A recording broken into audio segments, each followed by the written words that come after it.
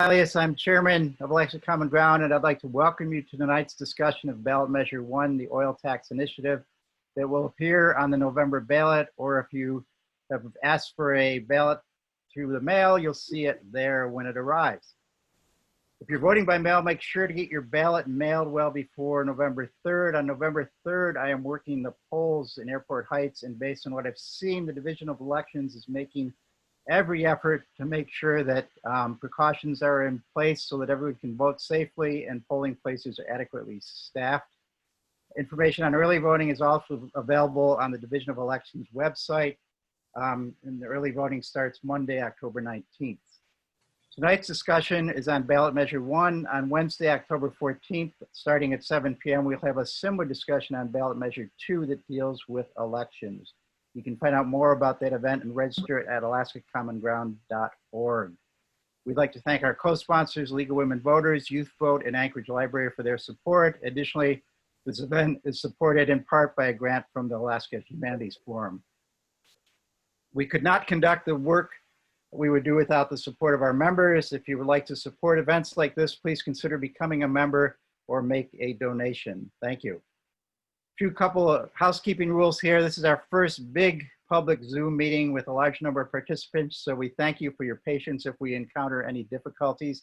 We actually have the advantage of doing this by Zoom. Normally we have these meetings and discussions at 49 State Brewing in Anchorage, but because we're doing it digitally or online, we've actually got, I saw Paul Seaton online from Homer. We have somebody actually online from New Zealand. So we have folks signed in from Fairbanks, so we can reach a much broader audience through this mechanism. Everybody's audio has been muted during the meeting except for the presenters.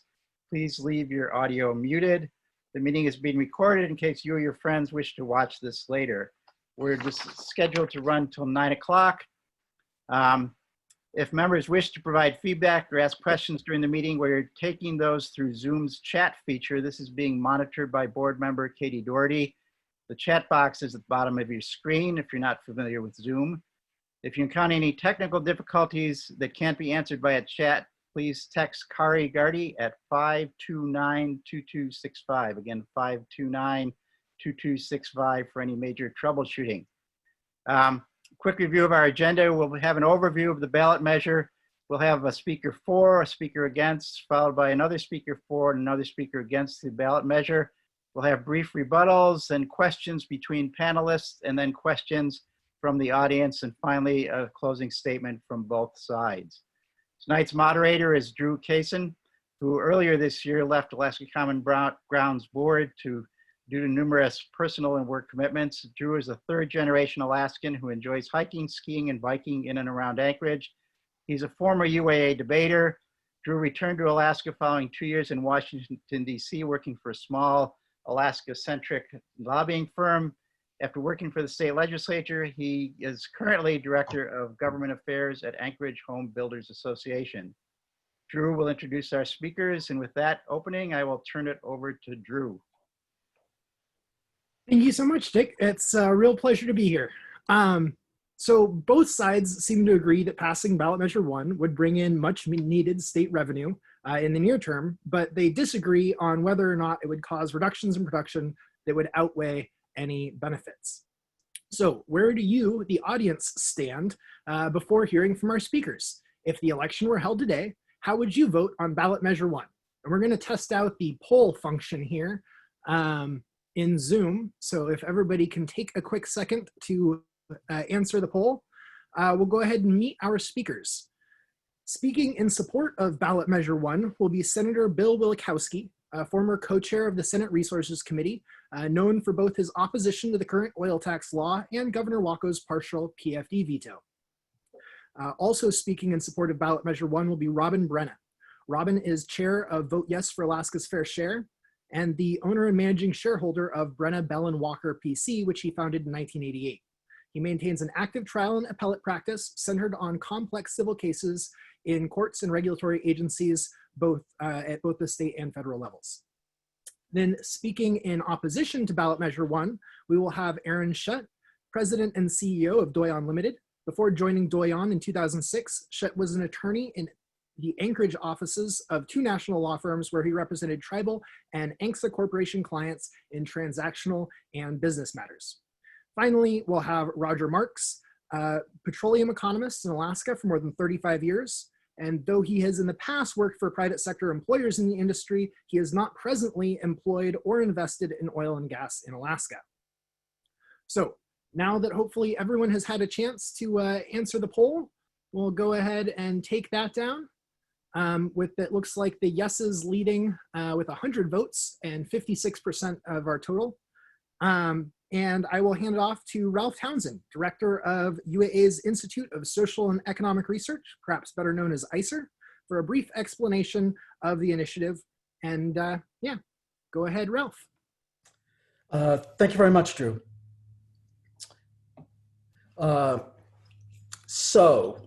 Let me start off by saying quickly that the slides that I'm using are available on the Common Ground website if they're easier for you to access there than to see on the screen, or if you want to see them later. And secondly, I'd like to thank Gunnar Knapp, the previous director of ISER, for actually preparing several of the slides that I'm going to use here. He used Department of Revenue data, which is the data that I'll be using throughout this presentation. So the first thing I want to do is to provide just a quick background on how we got to the current situation in terms of the oil industry and government revenues. Next slide. This is a picture of the facts that we're all too familiar with. That is the long decline in oil production in Alaska, about an 80% decline in production over this 30 to 40 year period on the so-called legacy fields. That would be Prudhoe Bay, Kuparuk, and Alpine, the 3 fields that would be affected by this referendum. That decline on the legacy fields is projected to continue such that production will be around below 300,000 barrels at the end of the decade, but it will be offset by production in new fields. The other part of the story that got us here is the pricing of oil. Next slide, please. And this, again, long history of oil prices in Alaska. 3 things stand out. The first one was, of course, the high oil prices in the early years. By the way, this slide has in red the so-called nominal prices, but the after inflation prices are the upper blue line, and that's the line I'm referring to here. So in real terms, prices were very high in the early years, an extended period of low prices, and then a boom in prices that started in 2006 and ran through 2014 with prices over $100 during that period. And of course, recently we've seen prices fall to what we think of as a very low level of about $40 a barrel. But of course, if you look at the history, you can see that for a long period, from about 1986 to the early 2000s, oil prices in Alaska were consistently below $40 a barrel, even after adjusting for inflation. So we might think of today's price as perhaps modest, but not historically radically low. So if you combine these two, in the next slide, you get the total value of production. And again, this simply reflects the previous 2 slides. In the early years, the value of production was very high because production was high and prices were great. In the era 2006 to 2014, we enjoyed a very large spike in the value of production, driven entirely by those high prices. And of course, recently, we have seen historically low total revenues in real terms because we have seen production decline and prices are at a relatively modest level. So these are the total revenues. These revenues translate into state revenue, which is what we're perhaps most interested in, is the through 4 sources of revenue. If we could have the next slide. The 4 sources are first property taxes, which are quite stable because they don't depend upon production, but which in Alaska flow primarily to small governments, to local governments. The second source, which is dependent upon the level of production and upon prices, is royalties. It is one of the 2 largest sources of revenue for the state of Alaska. The third source, on the next slide, is the production tax. That's the tax that we're talking about tonight, which is covered by Ballot Measure 1.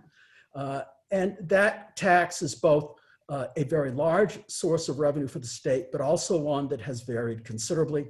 And the final source is petroleum corporate income taxes, which are based on what's called an apportionment of the worldwide profits earned by the major oil companies that operate in Alaska. So we're going to combine what we've talked about so far in the next slide and look at what has happened to revenues for the unrestricted general fund in Alaska, the so-called UGF. And this slide shows, again, this is after inflation terms, shows the unrestricted general revenue funds since Alaska enjoyed the oil boom in the late 70s. And we can see that this parallels what we saw in the total revenues, a large boom in revenues in the early days, another boom that occurred in 2006 to 2014. Now, this slide is a little messy, but the two taxes that are the dominant sources of revenue which have driven state revenues are the bottom red line, that is the production tax. So that solid red bar is the production tax. And on top of that, the lighter red color is the royalty income. And you can see, as I indicated earlier, that the solid red bar, the production tax, varies considerably, is very important in the boom periods. The royalties are the second largest source. They vary somewhat, but not as much as the production tax. By the way, over on the right-hand side is the new kid on the block. Those blue lines represent the transfers from the earnings reserve of the percentage of market value that is now an important part of our revenues and was not prior to the previous fiscal year. So this gives us a sense about the importance of the production tax and royalties. So now let's talk about the production tax specifically. So on the next slide, I want to go over quickly how the production tax, as currently structured, works. And it has three key elements. One of those elements is a minimum tax on gross value. At current prices, that minimum tax is 4% of the gross value of production. The second piece of that is a tax on what we might think of as profits. It's called net production value, which would be total revenue minus costs. And that tax is 35% of the profits or net production value. And the third element of the current production system is what are called per barrel credits. The per barrel credits do really two things. The per barrel credits affect when we go from the minimum tax to the net production value tax. And when we are under the net production value tax, it offsets some of the tax that is due.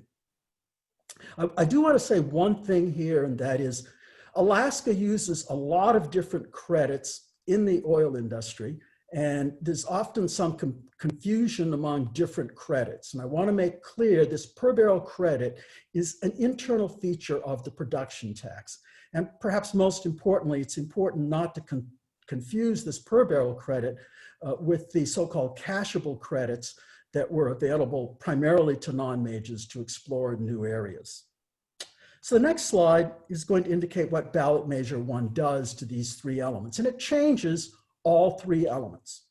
It increases the minimum tax from that 4% that I mentioned to a minimum of 10%, and it can go as high as 15% depending upon the price of oil. So the minimum tax is increased at least from 4% to 10% and somewhat higher as prices go up. It eliminates the per barrel credits, so it changes how we switch from the minimum tax to the net production tax, and it increases the liabilities under the net production tax.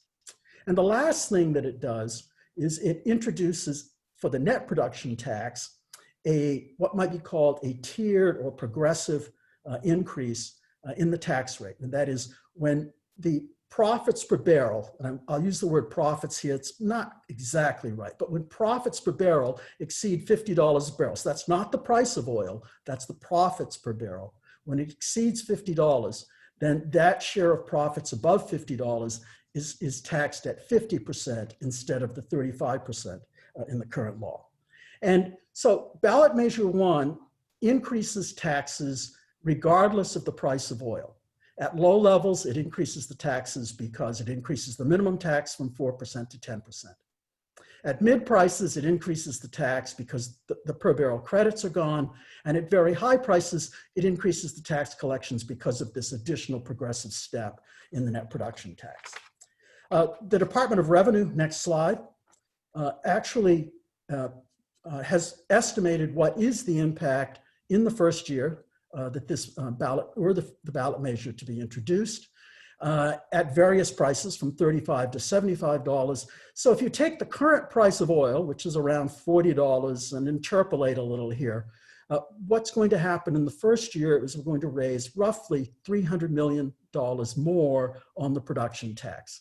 And that's roughly a tripling of the revenues, or a 200% increase. And the data for the other increases are there. And you can see when the oil price gets to $75 or above, the estimated increase is the $1 billion that is sometimes cited as the impact of the measure.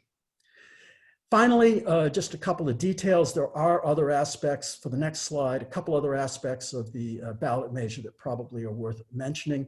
One is that it goes from annual calculations to monthly calculations, so oil fluctuations within the year will affect taxes. It does something that's called ring fencing of cost allocations, which is to say that costs outside the 3 legacy fields cannot be used to offset revenues inside the legacy fields. This both complicates the computations, but also potentially increases the tax take on the legacy fields. And finally, there's a requirement that the tax information for the oil production tax be made public. So thank you very much, Drew. I hope this was a useful introduction for your audience. Thanks so much for that overview, Ralph. And with there's a fairly simple proposition before us tonight, which is that Alaskans should vote yes to pass ballot measure 1. And so without further ado, I will hand it over to Senator Bill Wielechowski to lead off arguments for the proposition. Good evening. Robin, Brena, and I are here today representing the 40,000 Alaskans who signed the petition to get this initiative on the ballot, the hundreds of volunteers working on this campaign, and the many small businesses who will benefit if it passes. In 2013, the legislature passed Senate Bill 21, which dramatically cut Alaska's share of our oil wealth. This bill was perhaps the most massive transfer of our resource wealth in Alaska's history. It transferred billions of dollars from Alaskans to the oil industry. We now receive the lowest share for our oil in state history. In exchange, Alaskans were made a series of promises. They set a goal of 1 million barrels of oil per day. In fact, they named the bill the More Alaska Production Act. The oil industry promised Alaskans more jobs, more investment, more revenue to the state, and a growing permanent fund. The oil industry spent tens of millions of dollars in ads convincing Alaskans that we'd be better off taking billions less for our oil.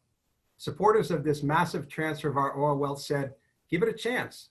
And Alaskans are trusting people. They gave them that chance.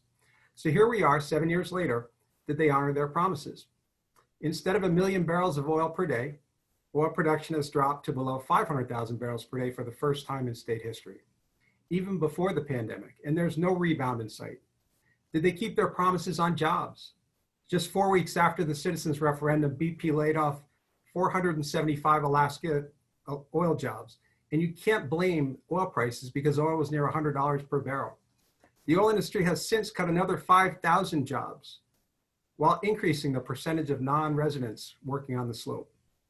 Did they keep their promises on investment? Our Prudhoe Bay investment dropped from 826 million to 202 million. Slope-wide capital investment dropped by billions even before the pandemic. Did they keep their promise on more revenue to the state? In the last 5 years, when factoring in tax credits, the state has had a negative production tax. In other words, we've actually paid the oil industry more in tax credits than we've gotten in production taxes. And did they keep their promise on the permanent fund? We all know the answer to that. Under Senate Bill 21, the oil industry has taken about $1 billion per year in deductible oil tax credits. That's the equivalent of every man, woman, and child giving up roughly $1,500 of their PFD to the oil industry every single year. And what have we gotten for that? Thousands of fewer jobs, billions less in investment, billions in lost revenue, and a PFD that's been cut by 2/3. So where did that money go? Did the oil companies reinvest it in Alaska? Since SB 21, 68% of ConocoPhillips' worldwide profit came from Alaska, yet they had reinvested only 15% of their capital in Alaska during that time frame. Instead, Alaska's oil wealth is being used to fund jobs and investment in Indonesia, China, Libya, and other places. While Alaskans have seen their permanent fund dividends cut by 2/3, ConocoPhillips increased their dividends to their shareholders by 60% in the last 2 years. While Alaska has blown through billions in savings in the last few years, ConocoPhillips has paid off $12 billion in debt since Senate Bill 21 passed. While Alaskans have seen draconian cuts to our marine highway system, education, pre-K, public safety, the university, and more, ConocoPhillips increased their stock buyback authorization from $10 billion to $25 billion in the last few months. By any metric, the oil wealth giveaway has been a catastrophic policy failure. It's not like many did not see this coming. When we were debating this oil wealth transfer in 2013, we asked for commitments in statute to require more jobs, Alaska hire, more investment, more production, more state revenue. The oil industry opposed every single one of those requests, and the legislature compliantly agreed. There's a long history of Alaskans trusting the oil industry to do the right thing, and an unfortunate long history of the industry choosing their corporate shareholders over Alaskans. You can't blame the industry for trying to make as much as they can, but you can blame the legislature for not insisting we get our fair share for our shareholders, the people of Alaska. And now here we are again. The legislature has had 7 years to fix this bill, but they've refused. There is nothing new in this initiative. The issues of transparency, gross taxes, progressivity, and ring fencing have been studied in legislative hearings for over 15 years. The problem isn't studying, it's doing. Under the Alaska Constitution, when the legislature abdicates its responsibility, when it refuses to fix a problem, the people of the state have a constitutional right to fix it themselves. That's what this initiative does. It's a simple bill, only applies to 3 fields: Prudhoe Bay Unit, Kapark River Unit, and the Colville River Unit. It does 4 things. It requires transparency of financial data, cuts deductible oil tax credits, closes a loophole that allows oil companies to deduct costs unrelated to producing oil from the units, and it raises the minimum tax rate from 4% to 10% and increases that slightly as oil prices rise. This is still below the 12.5% tax rate that was in effect here in Alaska for decades. And while the oil companies are spending tens of billions of dollars to try once again to convince Alaskans to take far less for our oil, under this initiative, the oil industry will still pay less than what they paid in Alaska for decades. In Texas and North Dakota, the oil industry pays roughly 35% for oil taxes and royalties. When this initiative passes, we will get royalties and taxes of 22.5% of the value of our oil at most oil prices. It's time Alaskans acted like a sovereign. It's time we heeded the words of Governor Wally Hickel to act like the owner state we are. It's time we heeded the words of Governor Jay Hammond and got our fair share. I hope you'll join me in supporting Ballot Measure 1 to ensure Alaskans get our fair share for our oil. Thank you. Thank you very much, Senator, for those lead-off remarks. And I'd now like to turn to our first speaker in opposition to the ballot measure, Aaron Schutt.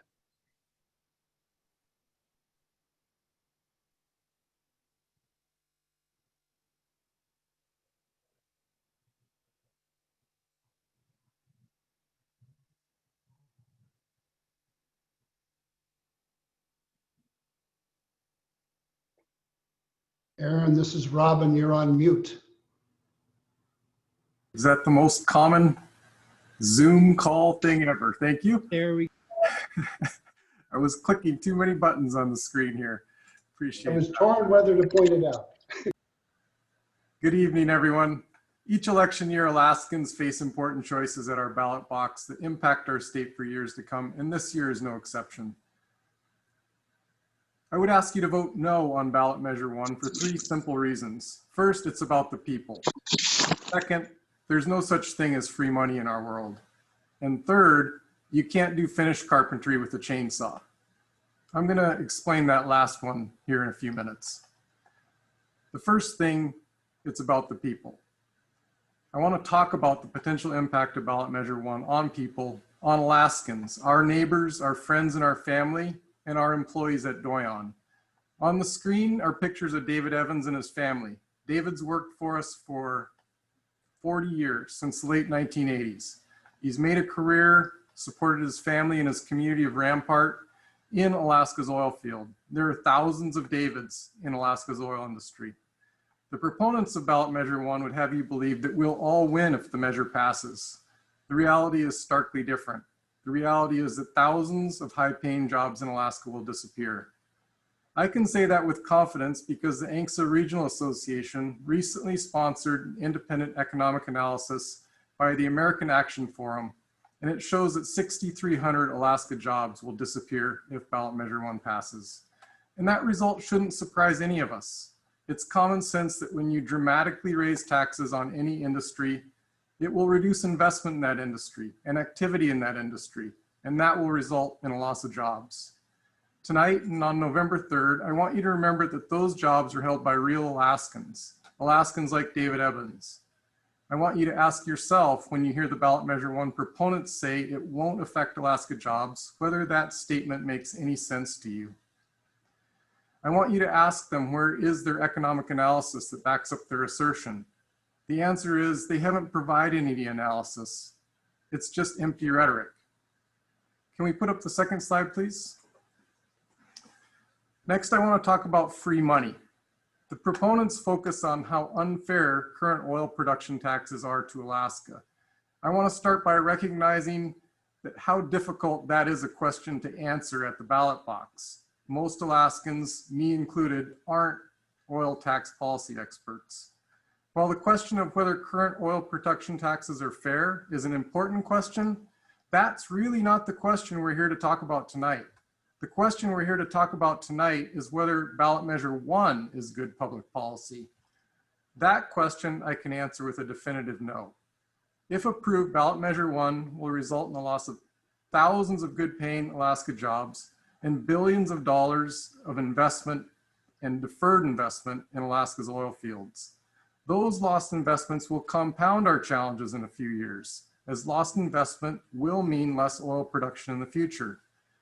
The graph I'm showing directly contradicts a major portion of the message shared by the proponents. Under ACES, we were the only oil province in the world where production declined when oil prices were over $100 a barrel. By contrast, after SB 21 passed, oil production stabilized and actually increased for 2 years despite dramatically lower oil prices. Just as importantly, during the period of SB 21, industry invested in exploration and development of new fields like ConocoPhillips Willow Field, the Pika field now being developed by Oil Search. Both of those fields are on the cusp of production, but they still need billions of dollars of investment before they contribute that production and help refill our Trans-Alaska Pipeline and the state's treasury. The proponents of ballot measure 1 would have you believe that oil taxes do not meaningfully affect oil company behavior and investments. They say there's free money to be had. I learned growing up in Tok, which is not in Texas, that there's no free money out there. We have to work for all of it, and that lesson is valuable here. If it's too good to be true, it's probably not true. I want to end by addressing the state's financial situation. Another thing I learned growing up in Tok was that you have to use the right tool for the job. As they have an old saying in Tok, you don't build your kitchen cabinets with a chainsaw. There's no doubt that the state of Alaska faces a difficult and complex financial situation. Our state's revenue is down significantly. Our expenses clearly haven't declined at the same rate. Ballot measure 1 sponsors would have you believe this measure will magically solve our budget crisis, if only it were so easy. A few years ago, I participated in a number of public forums about our state's fiscal situation.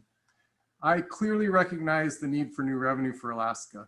In my opinion, that new revenue does need to include some additional amount from the oil and gas industry. But we also need new revenue from other industries in Alaska that currently pay almost nothing in state taxes. We as individual Alaskans also need to contribute our fair share. And a solution requires further reasonable reduction in our state's expenditures. In other words, we need a nimble set of policy changes in Alaska. In contrast, ballot measure 1 is a chainsaw that doesn't solve our fiscal problem. The AEF economic model shows it will raise about $253 million per year at current oil prices and production. But that relatively small gain comes at a very large cost in jobs and investment. It's just not good public policy. It's the wrong tool for the job. In sum, I'd ask you when you go to the ballot box to remember your fellow Alaskans whose jobs rely on your vote. Remember, there's no free money in this world. And remember, you can't build cabinets with a chainsaw. That's why I'm voting no, and I ask you to join me on November 3rd. Thank you. Thank you for those remarks, Aaron. And I would now like to turn to Mr. Robin Brena to close out the affirmative case on the behalf of the proposition. Good evening, all. It's my pleasure to be here. And Aaron, I did most of my finished carpentry with the chainsaw. So, and with regard to free money, we've been giving away free money to the industry ever since Senate Bill 21 passed. They've certainly found plenty of free money in Alaska. Let me be sure that we frame this question correctly. This is about what's best for Alaska, not what's best for Doyon, not what's best for some Texas-based oil companies. It's what's best for Alaska, all Alaskans. We have a constitutional duty to optimize the value of our resources to the citizens of all Alaska, not just a few folks. Let me point out this isn't a partisan issue. You know, it was Republican governors that put in the basis for fair share. We have businessmen here arguing to continue to get a third of what the Republican businessmen in Alaska determined were our fair share when we began our arrangement with the industry. Governor Palin, Governor Hammond, we're getting a fraction of what they were able to get. Governor Palin got 38% of gross. We're getting 12.5% of gross today, less than a third.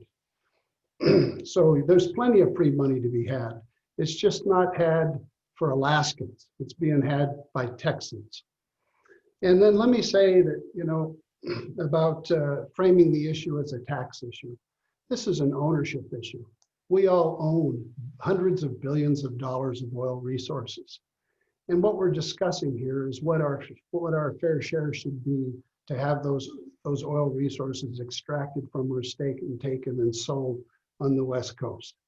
So you can, and when you talk about any kind of tax issue, bear in mind that we gave them a massive 600% tax decrease before. We're trying to balance it out now. So the problem here is that Senate Bill 21 went too far. It took too much. It has proven to be the largest resource giveaway in Alaskans history. We're getting less for our oil than when Bill Allen was bribing legislators in Juneau. To take a look at the 5-year period before Senate Bill 21, we got $21 billion or $4.2 billion a year under our production tax system. If you take a look at the 5-year period after Senate Bill 21, we've gotten $2 billion in total, or $400 million a year, less than 1/10 of the amount that we got before. Considering cashable credits that the state has awarded and still owes, we have paid more to the industry than they have paid us in production taxes. And as we sit here today for next year, we owe $738 million in cashable credits next year that we are not able to pay to the industry.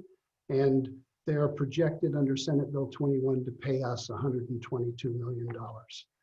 And please don't listen to this idea, oh, it's the price of oil that went down dramatically. The price of oil did go down. That's a fair comment, but it's not even the primary driver. The price of oil went down 35%. Our net production taxes went from $3.8 billion to negative.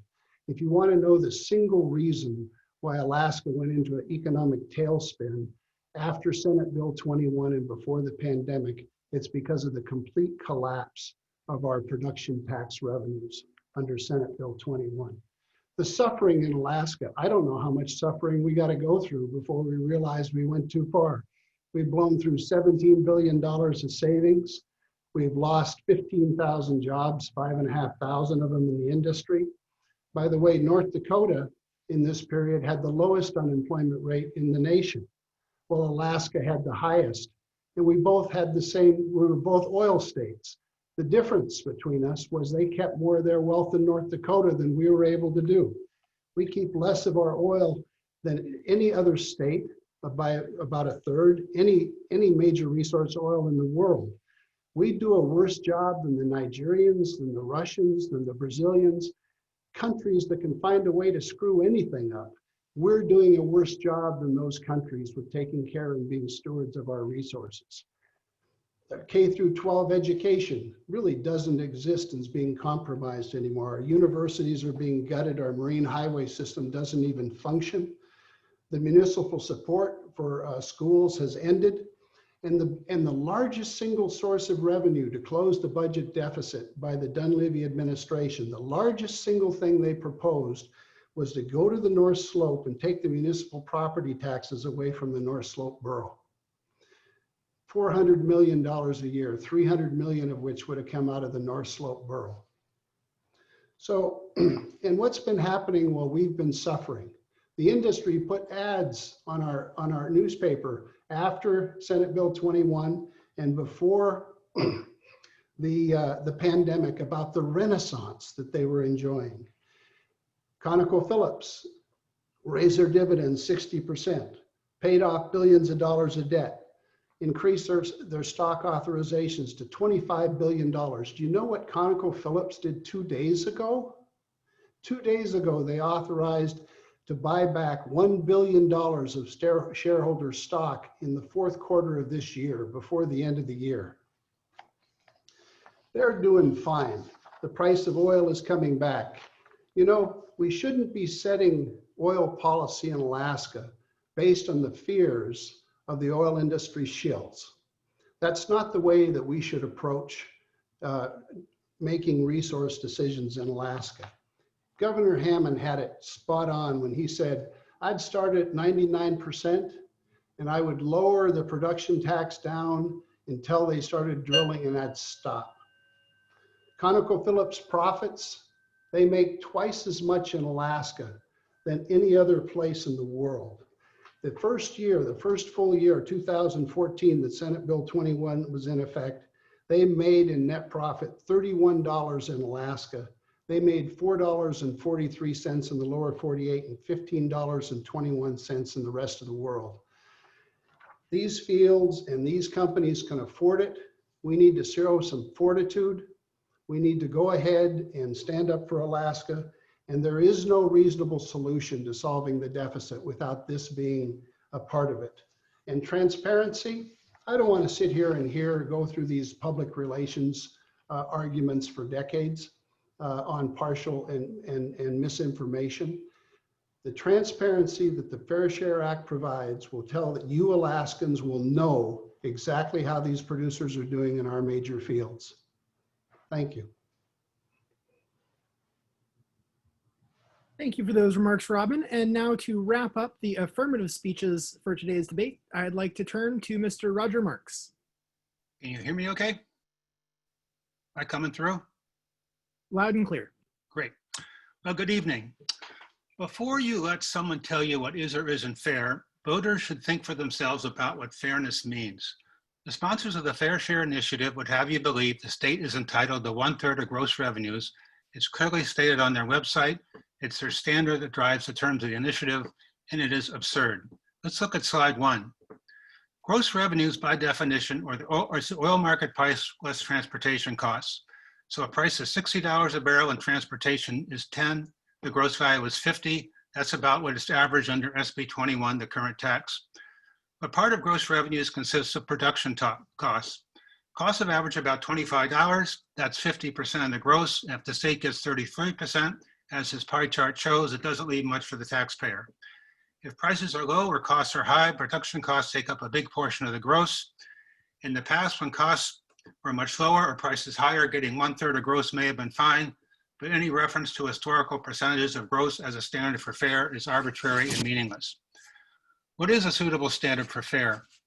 Producers have plenty of opportunities outside Alaska. Being competitive is essential for attracting investment. Let's look at slide 2. Government take is the percent of pre-tax profit that goes to government, includes all state and federal taxes and royalties. It's how economists measure competitiveness. There are 3 lines here. The bottom line shows the government take of the median of 12 other US and international jurisdictions Alaska competes with. I call this a competitive norm.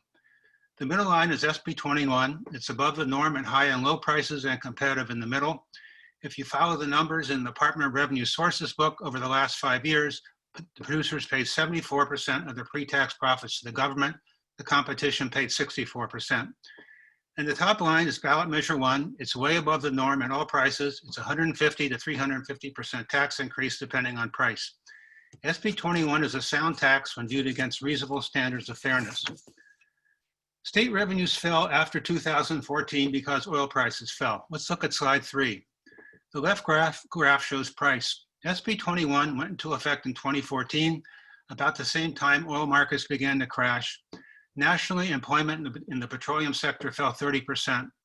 And the right graph shows at the same time, costs were rising. This is a net tax. A $1 increase in cost is the same as a $1 decrease in price, and both were happening simultaneously. Let's look at slide 4. This shows the net effect in putting both graphs together is the pre-tax profit, the price minus the cost. In 2016, the producers had pre-tax profit of $3 before paying $8 in severance, royalty, and property tax. Under the ballot measure 1, they would pay more. In addition, as Dr. Townsend showed, production was dropping prior to SB 21. There was more oil back then. State revenues will have dropped under any tax regime. To blame lower revenues on SB 21 is to misread history. Alaska oil profits are not excessive. Let's look at slide 5. The consulting firm Wood Mackenzie recently pegged production and transportation costs in Alaska at $20 more than the lower 48. Excuse me, this slide's not coming through. Oh, there we go, okay. Consulting firm Wood Mackenzie recently pegged production and transportation costs in Alaska at $20 more than the lower 48. Financial statements have to be read carefully. Lower 48 results are diluted with low value natural gas operations and cannot assess the relative profitability of oil by comparing it to gas. Sponsors say producers paid no severance tax between 2015 and 19. To get to that result, you have to combine 2 completely distinct ledgers. Let's look at slide 6. The producers quite clearly paid $2 billion in severance tax, and that does not include another $9 billion they paid in royalty, property, and income tax, and this is right out of the DOR data. At the same time, non-North Slope producers and small North Slope explorers received $2 billion in credits, and those credits have been phased out. If you paid $10,000 to the IRS and your neighbor got a $10,000 refund, it would not be accurate to say you paid no tax. And ballot measure 1 is directed at the same producers who paid the tax. Let's look at slide 7. When SB 21 replaced ACEs, the tax rate was increased from 25 to 35%. If they had stopped there, it would have been a very high tax. So at the same time, they put in progressivity. But instead of increasing the tax rate as prices go up, it started at a high 35% and decreased the tax rate as prices go down. The mechanism to decrease the tax rate is a per barrel credit. It's a higher credit at low prices and a lower credit at high prices, and the results are progressivity. The top line shows what SB 21 would look like without the per barrel credit. It does not really function as a credit. It's not a subsidy. It's not a giveaway.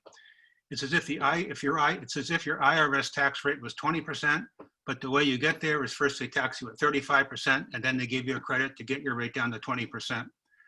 The higher 35% rate and the per barrel credit were engineered to work together to make a competitive tax structure in the context of all the other taxes and royalties. Let's look at slide 8. And so to get to the state getting 1/3 of gross revenues, their standard for fairness, it would have to be the most haphazard tax design in history. The Fair Share Act just takes away the per barrel credit and keeps the high 35% rate. This results in a higher tax rate than ACEs at prices up to $120 a barrel. And Mr. Schutt laid out what happened under ACEs. No one thought ACEs was not high enough. This is not serious tax design. This is a few people sitting around a room behind closed doors. When you hear the Fair and Fair Share Act, be aware it's a loaded term. It's used in a way that makes no economic sense. In my book, the state getting 33% of gross while the taxpayers get 13% is not fair. And more important, investors won't think it's fair either, given what they get in other places, and they have options. Mr. Ken Alper, who worked on the initiative, was quoted in the Daily News the other day as saying, if this passes, He hopes the legislature to come back and, this is his own words, pass a fair middle way tax. The state has tried more than once the experiment of not being competitive, and it failed. Thank you. Thank you very much for those remarks, Roger. And I would now like to hand it over to Robin Brena to offer a rebuttal speech on behalf of the proposition.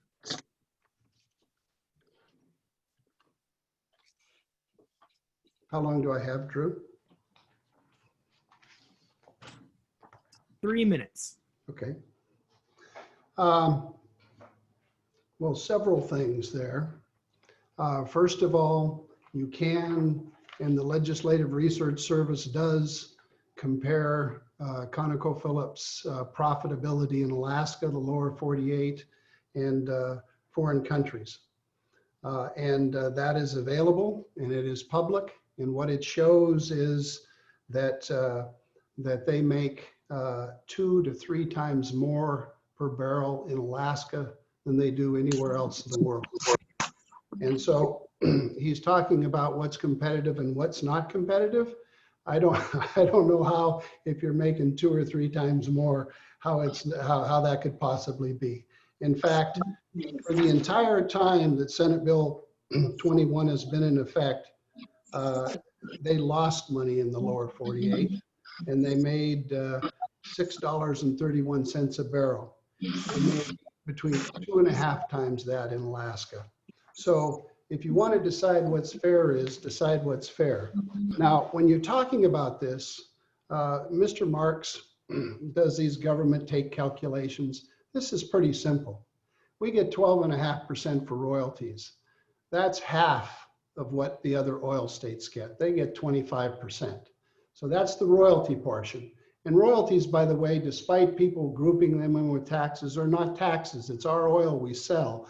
And what we get for it, they get our oil for it. So, so they don't get credit for royalties. But if you want to look at royalties, it's 12.5% in Alaska, which is half of what it is anywhere else in any other state in the union, major oil state. So then there's production taxes. We have paid more in credits than we've gotten in taxes. Okay, but the taxes, so if you put those two together, you have 12.5% in Alaska when our sister oil states are getting over 30%. Now, how in the world can that be true and we be getting a fair share? What is fair about getting less than any other state, major oil state? And I don't mean a little bit left. I mean a whole lot less. I'm talking about the other oil states getting 2.5 times what we're getting.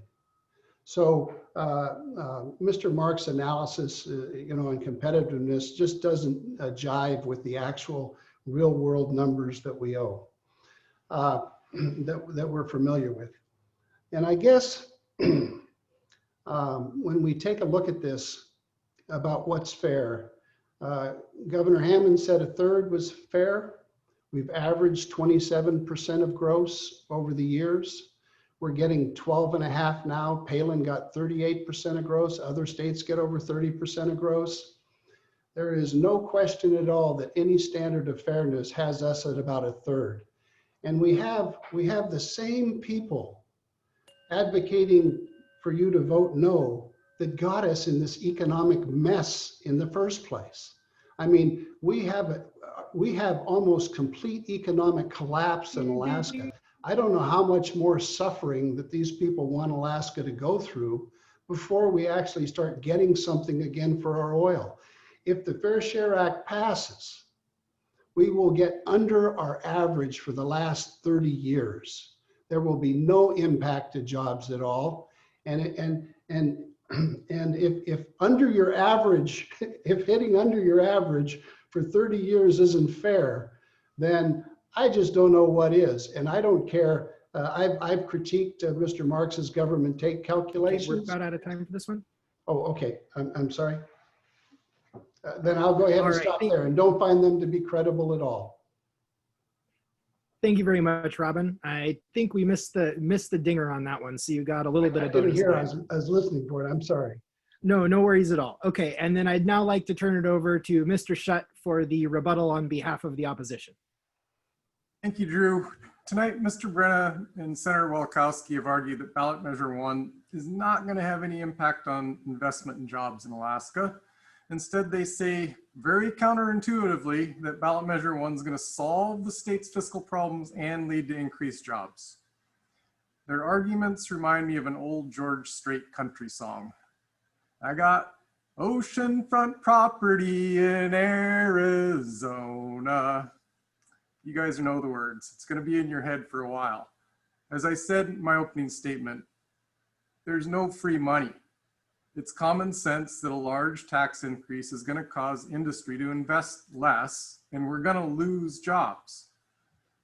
We have an economic study we sponsored. There are 2 out there that, and Mr. Marks just provided plenty of data to show the economic impacts of ballot measure 1 passing. In stark contrast, in 15 minutes of talk, we've heard no analysis by third parties, no projections of what ballot measure will do to Alaska's economy, just rhetoric. Next, and Robin said it, he wants us to trust him with the chainsaw. He said he'd build my cabinets with the chainsaw. But a toke boy, I just don't trust even my closest friends, and I'm pretty good with the chainsaw myself, Robin. I'm not going to build my kitchen cabinets with them. It just doesn't ever turn out looking right. So I'm not going to rehash the arguments, but we do need a nimble, multifaceted approach to our fiscal problem. In my opinion, again, that includes additional revenue from oil and gas, just not the way ballot measure 1 does it. Now I want to bring up one other point now, which is very important, and that's our state's reputation. As we debate a dramatic tax increase on our biggest industry during COVID-19, we're probably the only jurisdiction in the world doing that. The debate alone is scaring off potential investment in our state. In contrast, in the Alaska tourism industry, despite being completely closed this year, people are still talking about, and you're reading about in the newspapers, future investments in Alaska tourism. And why is that? One reason, we're not talking about dramatically increasing taxes on tourism, and tourism doesn't really pay much of a tax in Alaska. Our state is supporting the industry through marketing. The short of it with ballot measure 1, we're ignoring the reality of where we are today. There are 40,000 people out of work. We've heard that several times tonight. We have the 5th highest per capita job losses in the nation. We at Doyon have 100% of the rotary drilling market on the North Slope. That's because there's only 1 rig working right now. This is the wrong time for a risky and poorly constructed ballot measure.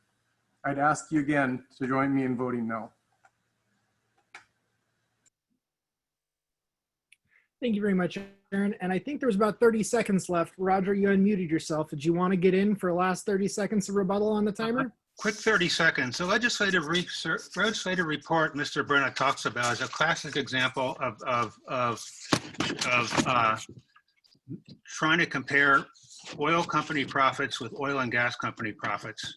The way oil and gas accounting works, you know, in lower 48, they're 50-50 oil and natural gas. Natural gas is a low value business. Alaska, it's 100% oil. In financial accounting, you combine them on a per barrel of oil equivalent basis. That's what's in the legislative report. The very report that Mr. Brena says, explicitly says, drawing conclusions on profitability based solely on this measure is problematic. That's a quote from the report. Okay, thank you very much for that. And now we get to have some excitement. We get to let the panelists ask questions of one another. And so the way we have it scripted out here, the opposition gets to ask the first question. So Roger or Aaron, do one of you have a question for Robin and Senator Wielechowski? I think I'm going to go first there, Drew. Okay. There are 5 billion barrels left in the legacy fields that would be affected by the initiative. It would impact every investment decision on the slope. You cannot yank hundreds of millions of dollars of cash flow from investors without changing their behavior. They'd have less cash, projects are less viable, projects outside Alaska more profitable. Under ballot measure 1, there's incentive to switch investments from high tax to low tax fields and incentives to keep production low to circumvent the terms of the tax. New production would have the risk of more ballot initiatives. Mr. Alper's computations released today after 1 year are simply tax calculations of swapping one input for another. Mr. Alper is not an economist. His calculations do not analyze the trade-offs of what you get and what you risk giving up. There's no reference to any other jurisdiction outside Alaska. To date, you have provided no economic analysis to show the initiative would not negatively affect project viability, investment, or competitiveness. Was there an outside analysis? Is there any analysis? Can you provide anything? All right, and thank you for that question, Roger. Robin or Senator Wielechowski, you guys have 2 minutes between the two of you to have an answer at that. Bill, you want me to start? Well, first of all, we have 30 years of experience with higher taxes in the Prudhoe Bay field. And we got more jobs and we got more investment for the last 30 years than we've gotten under Senate Bill 21. So we don't, when you have 30 years of experience with a higher level of taxes and that field generates more employment and more wealth for Alaskans, not a whole lot of reason to go pay somebody to give you an answer. So first of all, secondly, these fields and the detailed analysis that we released today, 2018 is a good example. We did a detailed analysis of Prudhoe Bay. 2 out of the $3 for ballot measure 1 come out of the Prudhoe Bay field. In the Prudhoe Bay field in 2018 alone, the industry made $3.7 billion. They paid us in production taxes $230 million. $230 million out of $3.7 billion of profits. So, so if they would have paid their fair share, they would have paid about $1.2 billion, and they still would have made billions of dollars out of Prudhoe Bay in that field. Now, if there's a job that Prudhoe's a mature field, it went into service when the price of oil was less than $4. TAPS was built and Prudhoe Bay went into service when the price, it was authorized when the price was $3.38 or $21 a barrel, half of the price of oil today. So the investment and capital have been recovered decades ago. That is the largest conventional oil field in North America, a low-cost, high-profit field. There isn't one single fact that they have mentioned that will suggest that you will lose one job out of Prudhoe Bay as a result of passing ballot measure 1. And there is not any reason to believe at all that it will impact investment. They're harvesting it, and they're going to invest what they need to invest in order to optimize liquids. I asked a reservoir engineer that worked Prudhoe for 30 years, have you ever been in a conversation about your tax structure in 30 years? And he said, nope, never comes up. Those are the guys that decide where capital goes into fields. They optimize liquid flow. That's the way it works in the industry. So, Robin, if I could jump in there real quick. We made it through the 2 minutes, and I'm going to work on getting my timer volume up louder so that you can hear it here. We'll get one more chance at this one. Okay. So real quickly, I should have said more about the format for asking questions. We'll have 1 minute to ask a question. There'll be 2 minutes for the initial response, and then both teams will get a 1 minute follow-up on that. So we'll go ahead and give the opposition their 1 minute follow-up, and then we can send it back to you guys. I'm sorry about that. That's my bad.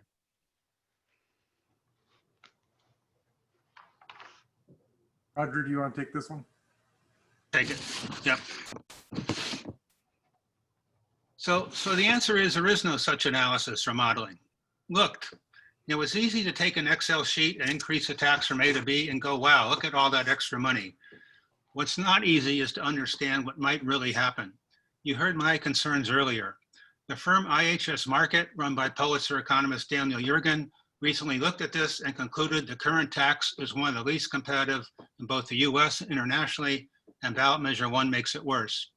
Under ACES, producers here were making profits, and this was the only place on earth where production fell when prices were over $100 a barrel. Why? Because they can make so much more everywhere else because of the tax. The beauty of the legislative process is that it provides a balanced review and transparency. In a daily news story the other day, Mr. Brena said he worked with 15 other people developing this, and they all want to be anonymous, all of them. If this is true, it's a highly inappropriate way to develop public policy. The initiative lacks transparency and the balanced review good legislation needs.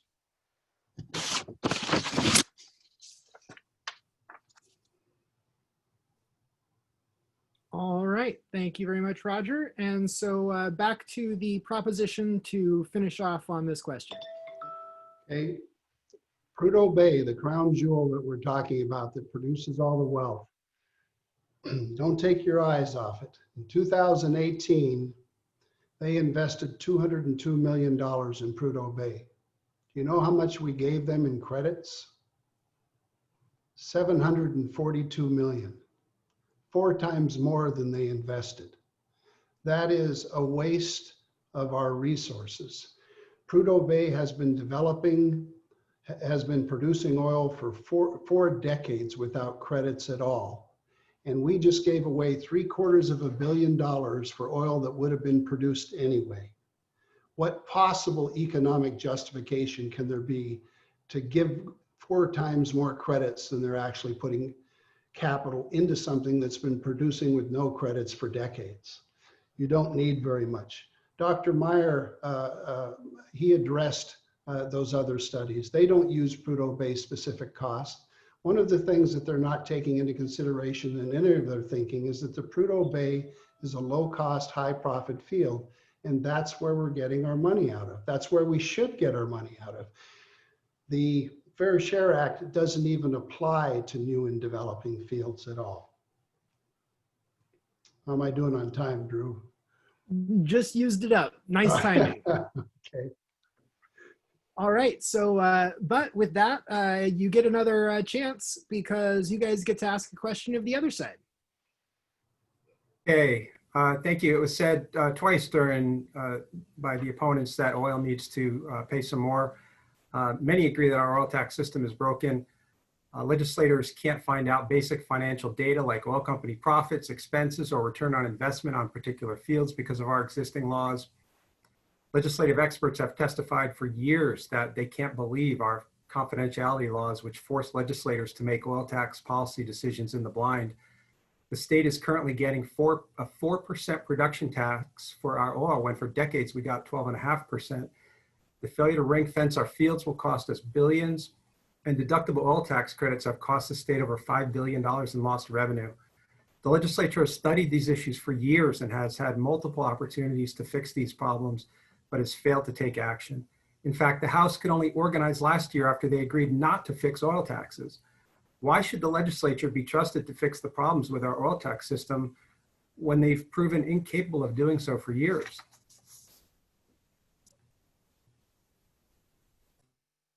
I'd be happy to answer a few of those questions.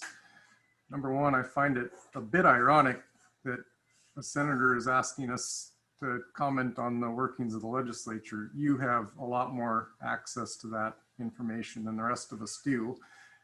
I know that a lot of Alaskans are frustrated with debates about oil and gas taxes. And I'll go back to one of my main points. We're not here to talk about whether existing oil and gas tax policy is the correct policy. We're here to talk about whether ballot measure 1 is good policy. And that, in an hour, I still have really, and Roger asked the question, we don't have any analysis from your side showing that we should trust you. We don't know what's likely to happen except for the studies on our side that show it will have dramatic negative impacts. The idea that investment won't stop at Prudhoe Bay or won't be lessened is ludicrous. Anyone in the oil field knows that the best place to get more oil is from an existing field. That requires investment. Investment decisions in any company include a calculation about how much taxes are. The idea that taxes don't matter is just laughable in industry, in any industry. Everyone in the business world understands that you have your revenue, you have your costs, and you have your taxes. All three factors play into what the activity is. We don't have any information from your side to show that what you propose will do what you say. In fact, the only information is that it will dramatically hurt Alaskans, it will dramatically hurt investment, and it will cause future reductions, very large future reductions in the revenues that we're trying to gain in this state.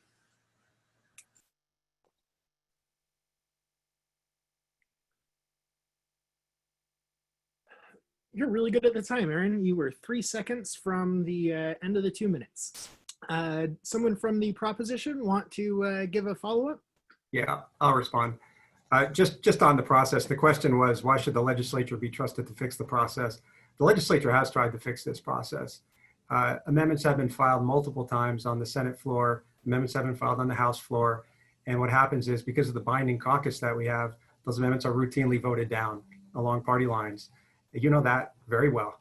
And so what happens is they'll stand up and they'll say, well, we can't hear those amendments. They should be heard in committee. And so then we'll file bills, and then they'll refuse to give those bills hearings. In fact, you question why there's no analysis or any public hearings on this bill. This bill was a bill matching this initiative was filed. And guess what? They refused to have a public hearing on it. They refused to have any hearings on it. We asked that Robin be given the opportunity to come and present to the legislature about the initiative. He was denied. They refused to even give him an opportunity to talk about this. So you've got a legislature that's sitting there and refusing to do anything to fix the problems at hand. And I'll just say this, you talk about this being a bad process. Is this a worse process than PPT, where 10% of the legislature was indicted? Is this a worse process than ACEs, where you had a bill written by a former oil company lobbyist and then heard by 2 ConocoPhillips executives in the legislature, which passed by 1 vote? This is a far superior process to either one of those. All right, thank you for that. And a final response from the opposition. Thank you, Drew. Let's talk about process a bit.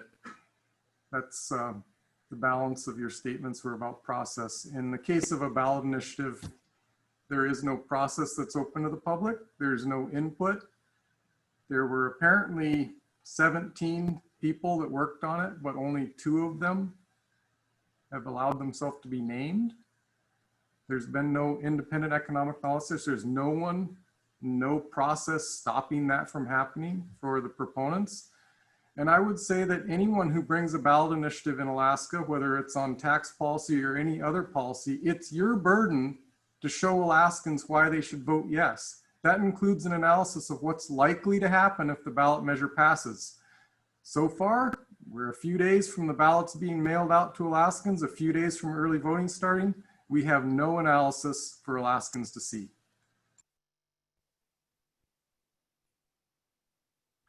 All right, and so with that, we'll turn it back to the opposition to ask a question of the proposition. Thank you, Drew. I'd like to bring this back to my introduction, which is what this is truly about, and more importantly, who this is about, which is our people. I shared pictures of one of our oil workers and his family, and there are tens of thousands of people like him who directly and indirectly rely on a healthy industry for their livelihoods. We've heard Vote Yes say over and over that this won't impact those jobs, but the proponents have done no modeling. They haven't conducted any third-party research to back up those claims. Why should we as Alaskans trust those 15 unnamed individuals and the 2 that have been named on blind faith? What evidence do you have that this won't crater our economy and put those thousands of Alaskans' jobs at risk? All right, one of the speakers from the proposition want to take that on. Yeah, you want to go, Robin? You want me to go? Go ahead, give me some time. I've got a few things to say. Great. Yeah, thank you for the question. It's basic common sense. For decades, we had a 12.5% gross tax in this state. For decades, we got 27% of the value of our oil in this state. We're now getting 12.5% of the value of our oil. This will raise it so that we get 22.5% of the value of our oil. we'll still be getting less than our oil. We'll still be getting less for our oil than when the oil industry was pumping out over 1 million barrels per day. We'll still be getting less for our oil than when oil was at $8, $9, $10 per barrel. So I think there's a little bit of basic common sense. And as far as the modeling goes, let's talk about the modeling. Let's talk about the fact that the oil industry promised more jobs, more production, more investment, more revenue, and a growing PFD if we gave them this massive tax cut. And what did we get from all those promises? We got 5,500 less jobs. We got hundreds of millions of dollars less, from $826 million down to $202 million at Prudhoe Bay investment, a massive cut in investment at Prudhoe Bay. We got billions less in investment on the North Slope after they promised us more. We got $1.6 billion less in revenue in the first 6 months of Senate Bill 21 being in effect, and a negative tax rate in the last 5 years. You can't do much worse than what we've currently got. Let me add just a few things. First, our position isn't to convince you that there's no negative impact. There's going to be a massive positive impact. We're keeping $1.1 billion more of our wealth on average per year. And the modeling, Aaron, you should have checked the press release. We put out modeling. We had a look back for the last 5 years. We would have brought in $5.5 billion more, $1.1 billion a year under the actual conditions we've lived under Senate Bill 21. $1.1 billion more of our oil wealth left in Alaska. And there's a question in your mind about whether that will help. That's 11,000 jobs at $100,000 a year. That's more jobs in the entire oil industry, employees altogether. They're at 9,000 jobs now. And a third of those, 3,000 of those, are from out-of-state workers. We have 6,000 jobs in Alaska, so we know what the positive impact is going to be. The positive impact is going to be the financial equivalent of 11,000 new jobs in Alaska being paid $100,000 a year. That's what leaving $1.1 billion more in our economy does. Imagine this is simple, that there's a bucket here and there's a bucket there, and there's another $1.1 billion in that other bucket. Which one do you think has the greatest economic activity? And it multiplies. It multiplies by 5 or 6 or 7 to 1. We'll have $6 or $7 billion more activity because of the oil wealth we keep in Alaska. Now let me shift over to the oil industry, because all this is away from the industry. Just a couple more seconds. There isn't one bit of evidence that'll impact one job in the industry, period. All right. Thank you much for that. And so 1 minute follow-up. Aaron, it looks like Roger is asking to take this. Is that okay, Aaron? Just relate an anecdote from history. The 1989 oil tax change, just like the Fair Share Act, targeted high tax rates for big fields. Immediately after that passed, the producers switched their investments from the high tax fields to the low tax fields. Immediately after that, the tax became anemic and production dropped. It took 17 years to change it. The industry hated the tax before it was passed, and after they figured out how to reduce their taxes, they loved it. Production dropped, and the only difference between then and now is now they can switch their investments to the MPRA, where the state gets no royalty.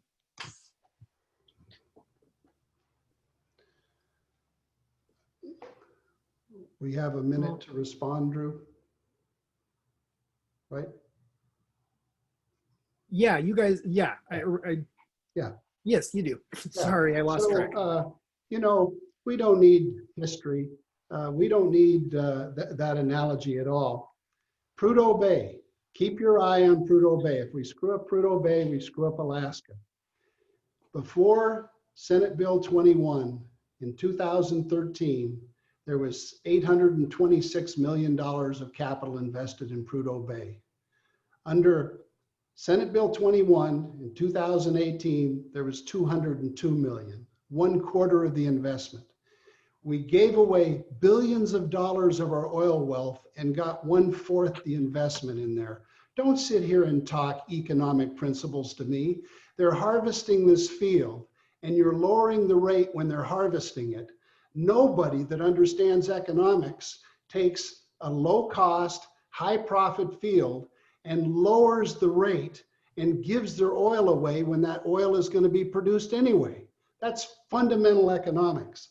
And I want to go back to, how do we know this? Okay, Texas raised their royalty rate from 12.5% to 25% 30 years ago.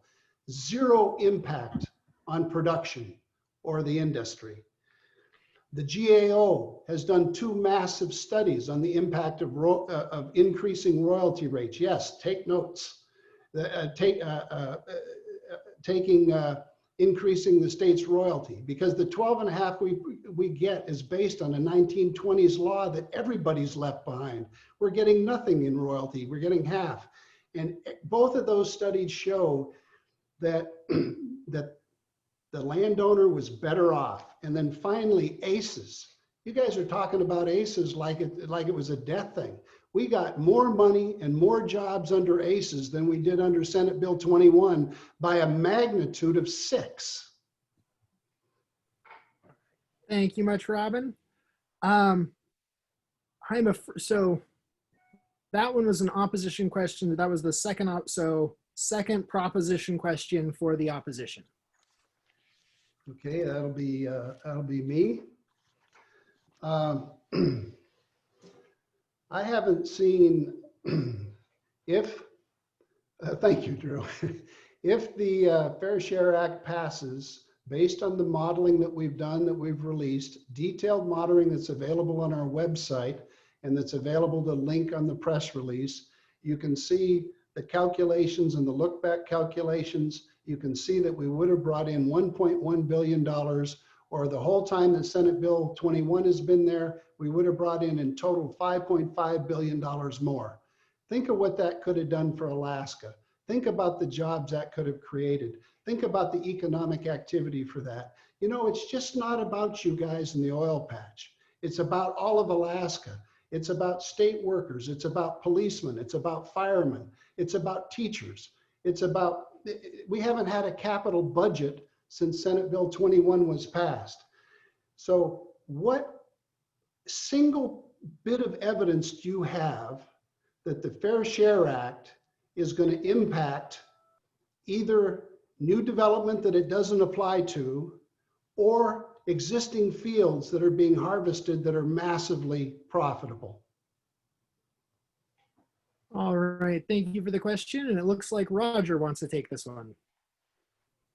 So during ACES, the producers made a list of projects they could not develop under that tax. They put the list out there. When SB 21 was passed, they produced those projects.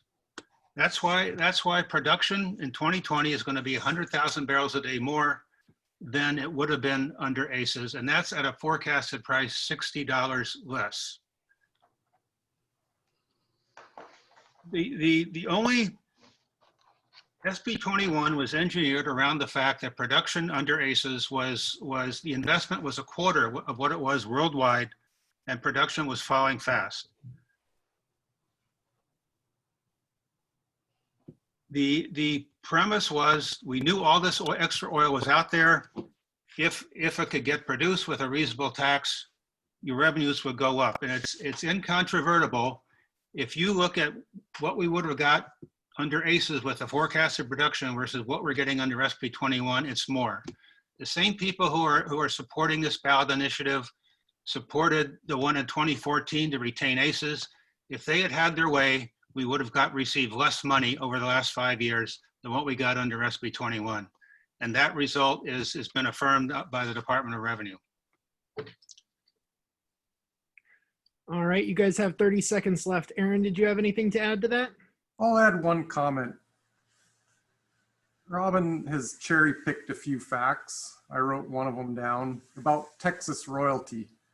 What he didn't share is that the state of Texas owns almost no land in the state. Well over 90% of the oil produced in Texas is produced off of private lands, where the royalty rates negotiated between the private landowner and the producing company. So picking and choosing facts like that is super dangerous. That's why we've produced economic analyses that are available to the public that shows ballot measure 1 is bad public policy. All right, and a 1 minute follow-up. Okay, well, first to go to the last question first, the University of Texas lands funds the entire university districts in Texas. Apparently, Aaron, we weren't familiar with that. And they all get 25% royalty. They have a massive interest in the major fields down there. In addition, it doesn't matter whether it's private or public. The private landowners get more than the states do, almost without exception. So if what you want to do is expand the conversation to include landowners that are private, they get much more because they negotiate better than states usually. The state gets a minimum of 25%. The private landowners that you say that I'm leaving out and cherry picking get more, particularly from major fields. Now,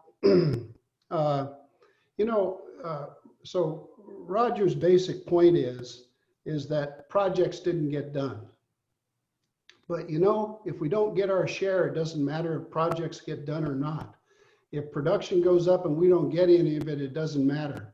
And what you guys aren't taking into consideration is that the production, like under ACES, we did much better under ACES than we're doing under Senate Bill 21 because we're bringing in massively more money. If you take a look at the state deficit from before to now, the major difference is we used to have $4 billion over there for production revenues. Time's up. And now we have zero. For these, just so we can try and get done something close to on time, if we can try and keep them pretty close to the times, we got 1 minute left for the opposition.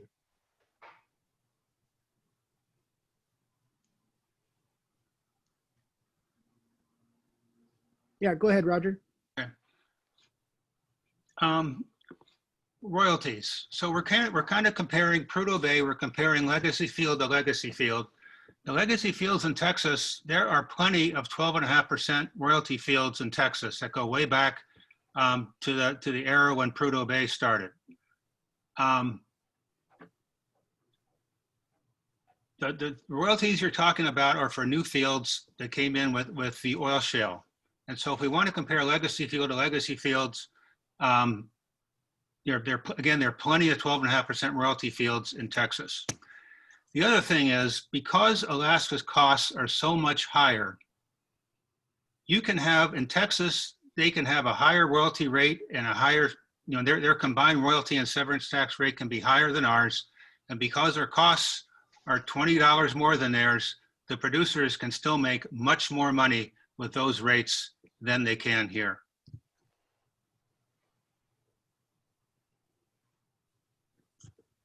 All right. So I know that we had initially hoped to have you guys be able to ask 3 questions aside, but looking at our time, if we're going to get to a sufficient number of audience questions, because we were supposed to spend a decent chunk on that, I think it's probably about time we head on over there.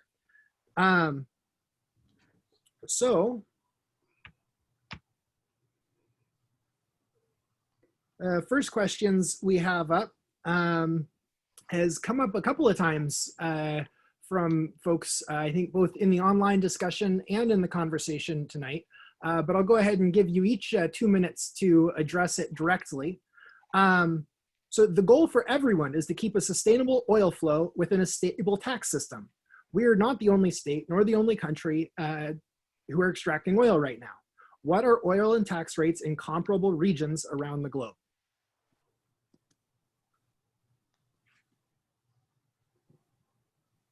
Sounds like the opposition would like to go ahead and take a first stab at this one.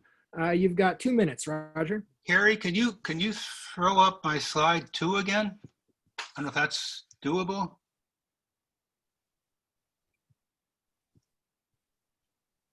Slide 2.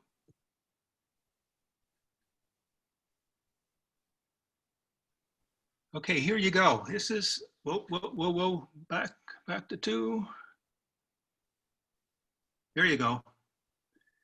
Yeah, this is how economists measure competitiveness, is with government take. It's pretty universal among the field. I mean, people can use it a little bit differently. People have their own definitions, but the important thing is if you use it consistently, you can compare tax systems.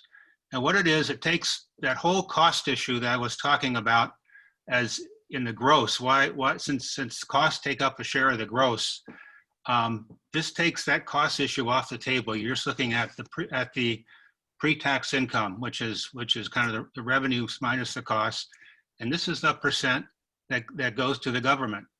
And you can see here that SB 21, the current tax, is above the norm. This is something I did. It's actually very consistent with what IHS Markit came up with. The tax SB 21 we're above the norm at low and high prices. And one thing I'll point out too, Alaska with this higher of net and gross system, Alaska is the only system in the world where the producers take the low side risk and the state gets the upside potential. Everywhere else, the risk symmetry is such, if one side takes the low side risk, you get the upside potential. That's what that competitive norm looks like. So this is what, to answer the question, this is what the landscape looks like in terms of what given the tax and royalty structures around the world, what percent go to government. All right. Thank you for that. And now someone from the proposition. Bill, do you want me to start out? Go for it. What's that? Yeah. Okay. Well, first, that competitive line that Roger just showed you is just a made-up line on the chart.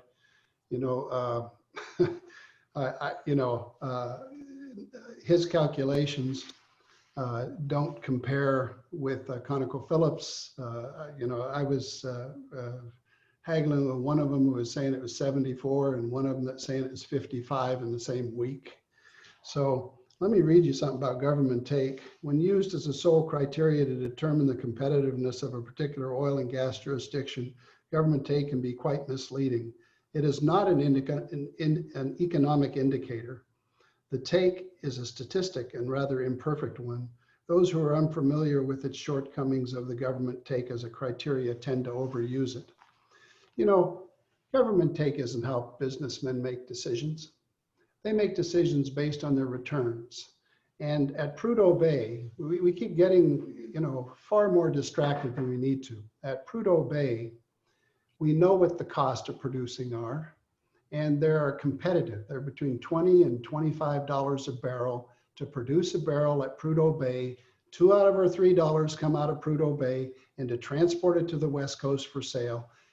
And so when you're at $45 a barrel oil, you're at a break-even point at about 25, and you're getting $20 or $21 a barrel more than your break-even point at your cost. So what isn't competitive about that? There isn't any place in the world you can go get a $25 margin like that. You go to the Middle East and you get $2 to $5. You go to Norway and they take a little more risk on the low end. They get 79% on the high end. Brazilians take more. Norwegians take more. I mean, Nigerians take more. Russians take a lot more. So I think I ran out of time, so I'll stop there. Thank you guys both for those responses. The next question is, I've got sort of 2 different takes on the same question. And since the opposition offered to go first last time, I will ask first the sort of version for the proponents. In 2011, when Governor Parnell announced his ambitious goal of 1 million barrels a day, the price of oil was well over double what it is now. And even as oil prices fell in the years since, production in several other states has boomed. Opponents of Ballot Measure 1 have suggested this is because Alaska's ISER tax regime stifled investment in Alaska during a key period of huge industry revenue and reinvestment. Why isn't Alaska seeing the same production boom as other US oil producing states if it isn't because of ISER scaring off Alaska's share of the investment? I'll take that. I was there when the governor set that goal, 1 million barrels a day. And boy, there was a lot of excitement. There were a lot of people saying, we got to stop this. In fact, they named the bill the More Alaska Production Act. And here we are at 500,000 barrels, below 500,000 barrels for the first time in state history. And if you compare And the whole argument during SB 21, during the referendum, was we need to be more like Texas and North Dakota. That was their big argument. And as we said multiple times, the combined royalty and tax rate in Texas and North Dakota is 35%.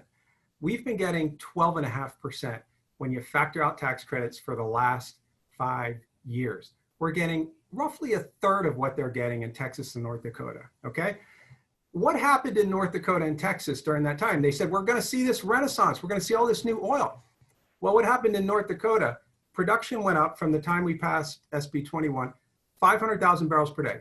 Production went up in Texas, 2 million barrels per day. What did production do in Alaska? It dropped. It's relatively flat. And I have to go back to that production forecast that Mr. Marks keeps referring to, saying, well, we beat the production forecast. Well, that was never the promise. The promise was never, this is the More Alaska Beat the Production Forecast Act. This was the More Alaska Production Act. We're supposed to get a huge amount of new oil, not beat the forecast. But here's what they did. In 2011 to 2012, Governor Parnell changed the way they do the revenue forecast. What was the impact of that? He dramatically cut the production that was anticipated for the next decade. If you go back a year, just 1 year, from the date that Roger Marks is saying, and this is what he's not telling you, from the date that he's saying we should be looking at the production act, saying, well, we beat the forecast, go back 1 year. We're exactly where we were projected to be because they rigged the production forecast for this exact debate where we are today. And So that was the 2 minutes, but I will, after I ask the opposition their half of the question, I'll let you both give commentary on the other one. So for the opponents, in 2011, a couple years before SB 21 eventually passed, Governor Parnell and then Natural Resources Commissioner, now Senator Dan Sullivan, argued that 1 million barrels a day through TAPS in 10 years was an ambitious but achievable goal. In 2018 and 2019, it doesn't appear that any month averaged even half of that throughput. What happened? Why shouldn't Alaskans view this as a broken promise? Is 1 million barrels a day still a reasonable goal? Was it ever? Yeah, go ahead, Roger. The 1 million barrels a day was not a promise. The whole point was that there's a lot of potential out there. You had the Chukchi Sea, you had ANWR, you had the NPRA, and if everything came together, you would need a competitive tax system to make it, and it could, if everything lined up right, it would add up to 1 million barrels. But the Chukchi Sea didn't pan out for geology. ANWR didn't pan out and hasn't panned out yet. So what is absolutely true is that right now, the tax calculation under SB 21 is higher than it was under ISERs. And there's 100,000 barrels a day of investment that the producers weren't going to do, and then they did it. So, I don't know, Aaron, do you have anything to add? Yeah, I think the very important question to ask here is, as we sit here today, I think we all agree we want more production. We want more revenue for the state of Alaska. The question is, will Ballot Measure 1 develop the economic environment for oil companies to invest and increase production? And I think the answer to that is clearly no. We have economic analyses that show it's going to further erode those investments that Robin thinks are inadequate, further erode the job base that we all rely on here in Alaska for a healthy economy. That's the clear look forward vision. I don't discount or know what people think about political discussions that happened 10 years ago. That's not all that relevant to where we want to go from here forward. All right. So let me just load up the timer here. And I think I'm going to give you 1 minute apiece, starting with the proposition, to go ahead and give follow-ups on those. we haven't, okay. Well, first, I sat down and met with Oil Search. I've met with Exxon. I've met with ConocoPhillips. I talked to 5 folks at the Oil Search for almost 3 hours. What because of the state deficit, we're losing our credit rating, we're losing our school systems. We're in a political free fall. We're in an economic free fall because we've given up too much. And so what I mentioned, new explorers coming up here, who wants to come up here in this mess? Look at the political risk. The last time they changed the oil tax laws, they threw the independents under the bus and the majors kept their credits. So what Ballot Measure 1 does is it stabilizes our political environment, stabilizes our school and political situation, and does it without impacting the economics of new and developing fields at all. So, and the thing I'd say, just one last thought, that as to the question of why didn't we get a lot, Alaskans need to recognize when their major fields go into harvest mode. That's when they cut investment and cut jobs, and they just bleed the money out. They use it as a cash cow to go find stars other places. Okay, Prudhoe Bay is one of those types of fields. They cut the investment, they cut the jobs, and they're bleeding it out. And one way they're bleeding it out is to go to Juneau and ask to increase their margins for the rates, even though they're making $25 a barrel, twice as much as they can make anyplace else in the world. And we're dumb enough to go along with it. When your major field is getting harvested out, you got to recognize it and get a fair rate for it. All right, thank you. And so I loaded up an extra 15 seconds for the opposition. Go ahead, and you've got 1:15.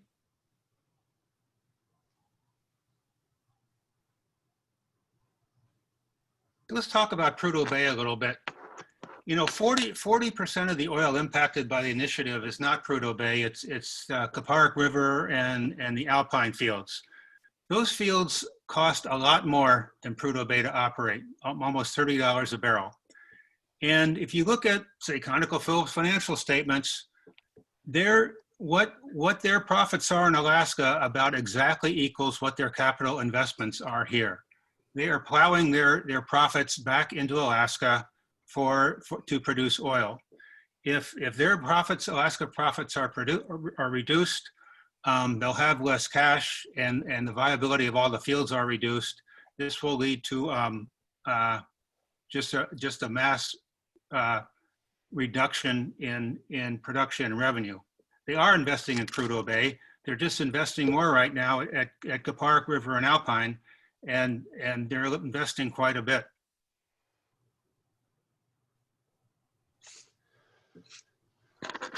Well,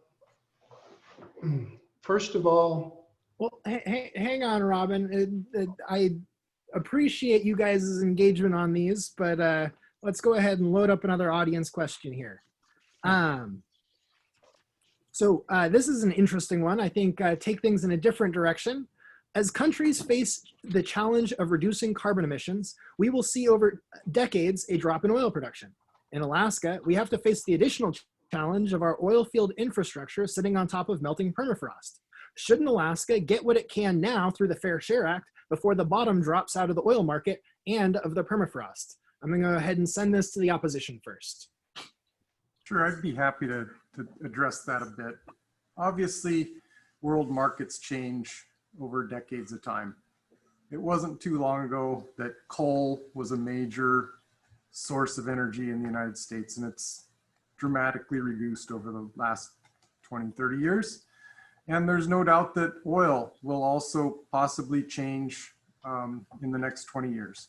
However, that's not going to happen quickly, and there's plenty of data out there. The EIA, which is an international agency, the United States government makes long-term projections about oil and gas, and it's likely that there will be 100 million barrels a day of demand for oil well into the future, probably until 2050.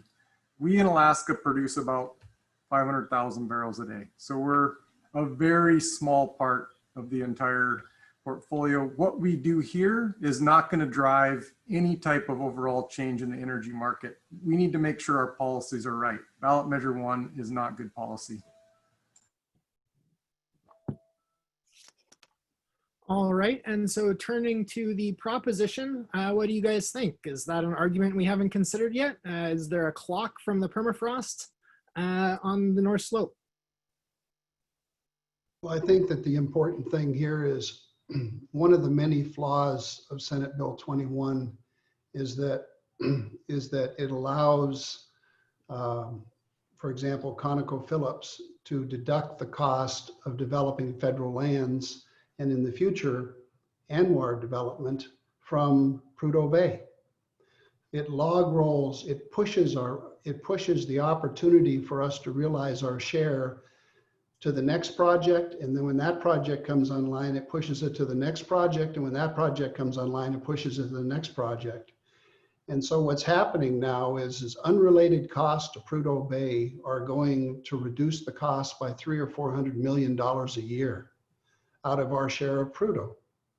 So if you're concerned about, pushing our share into the future, well, they take theirs now, and we're paying for NPRA development out of reduced taxes, then you don't want that rolled forward into the future. And the thing that the Senate, that ballot measure 1 does is it ring fences Prudhoe. So we get the profit from Prudhoe that we're entitled to, our fair share today, and we don't let them take it and roll it into projects forever into the future that expose it to risk or perhaps never being recovered. It's bad policy. So we've got another couple of questions here that there are 2 questions and one's been directed at each team, and I'm going to go ahead and merge them.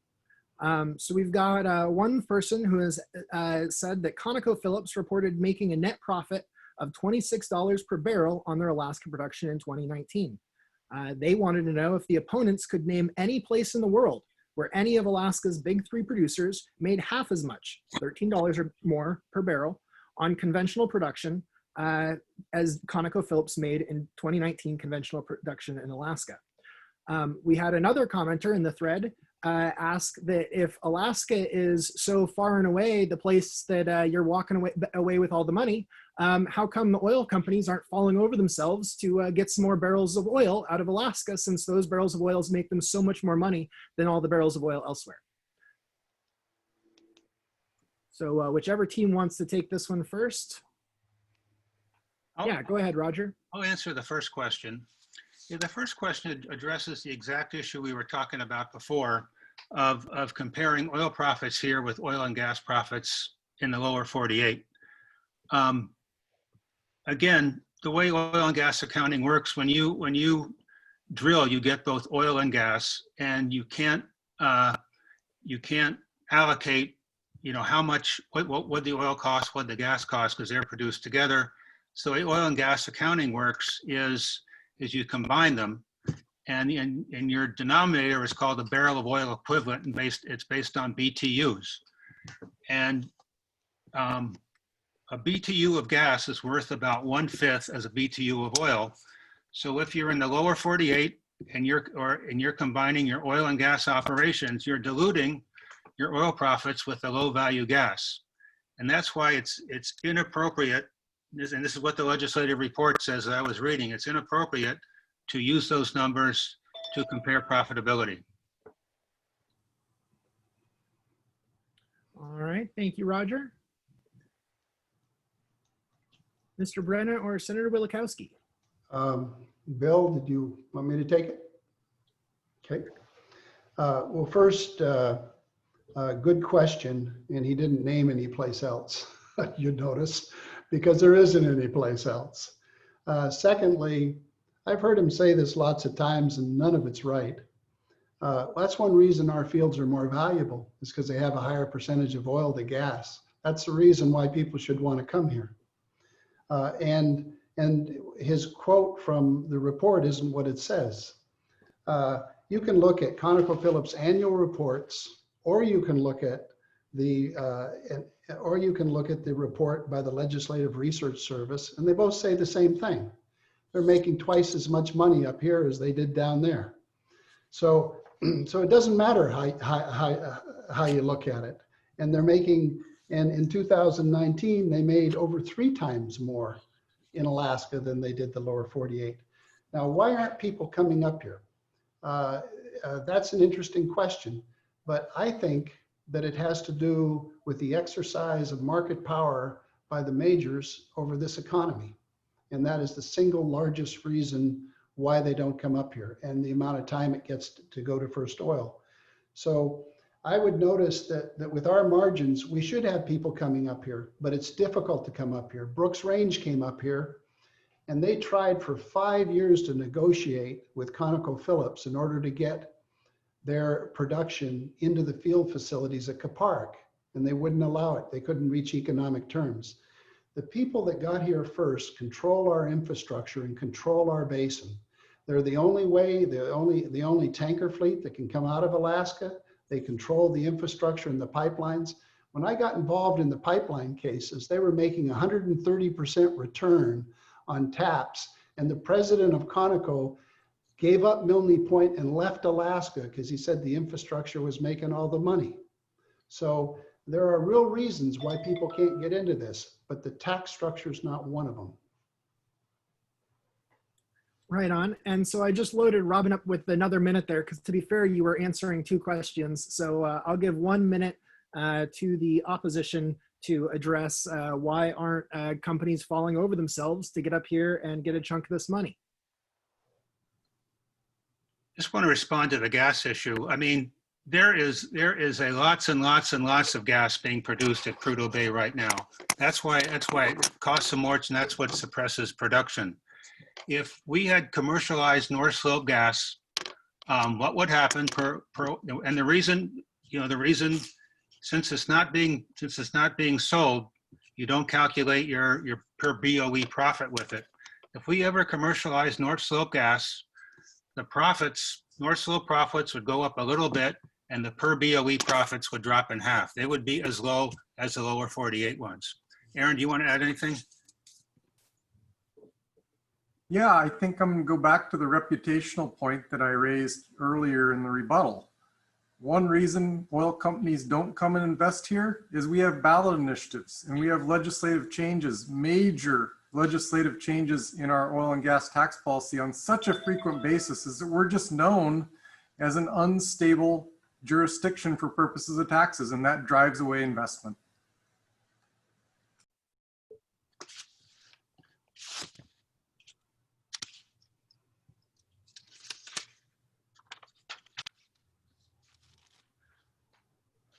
All right, so another question for both sides. And since I think the opposition stepped into this one, I'll go ahead and pitch this one to the proposition first. So it's been suggested that proponents of the ballot initiative are attempting to circumvent the vetting that past tax regimes have received in the legislative process. It has also been suggested that opponents of the ballot measure have utilized the industry's political clout to prevent our current oil tax regime or changes to it from receiving legislative hearings. So the question for both panels is, are our current legislative processes for setting oil taxes working? Why or why not?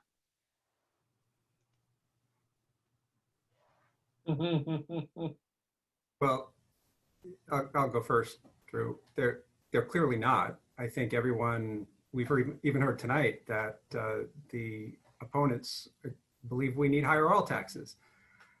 Every single attempt to fix oil taxes is fought. For years, we tried to get a couple cents per barrel because we didn't have enough money to fund the Spill Response Fund, which deals with oil spills. And the oil industry flew in a horde of lobbyists to fight that. When oil was $148 per barrel, the oil industry was making billions of dollars in profits, and Alaska was, again, the most profitable place in the world. Guess what the oil industry was doing? They were down in Juneau lobbying to get their oil tax rates cut. That's their job. Their job is to get as low as taxes as they can. They're very good at it. They've just been extremely effective lobbying the legislature to get them to do it. That's why we need this initiative, because the legislature has been incapable of fixing this problem. All right, and for the opposition? Thank you, Drew.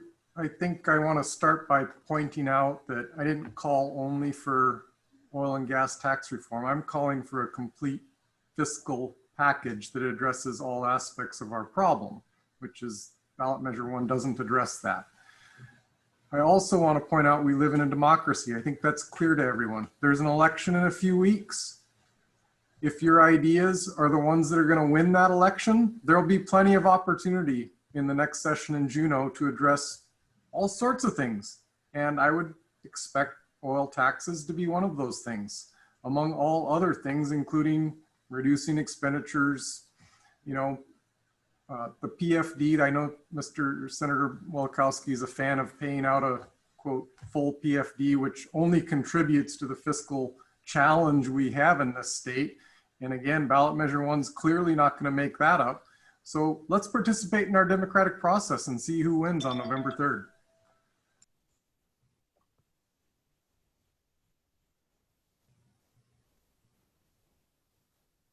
All right, thank you for that.